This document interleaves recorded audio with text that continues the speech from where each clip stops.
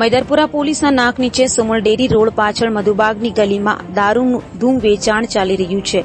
જાણે શાક માર્કેટમાં શાકભાજી વેચાતું હોય તેમ લોકો દારૂ પીવા માટે પડાપડી કરી રહ્યા છે.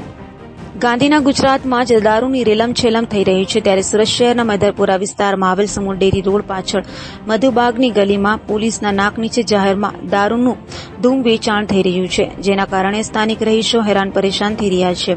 અહીંયાના જાગૃત નાગરિકોએ પોલીસને અનેકવાર દારૂ વેચાતા હોવાની ફરિયાદ કરી છે, પરંતુ પોલીસ ખાતું કોઈ જ પગલાં ભરતું નથી. એવું લાગી રહ્યું છે કે સુમલ ડેરી રોડના બુટલેગરોથી પોલીસ ખાતું આંખ આડા કાન કરી રહ્યું છે.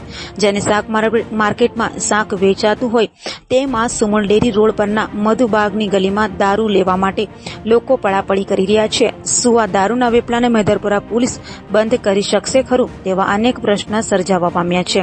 હવે જોવાનું એ રહ્યું કે મૈદરપુરા પોલીસ શું કરશે.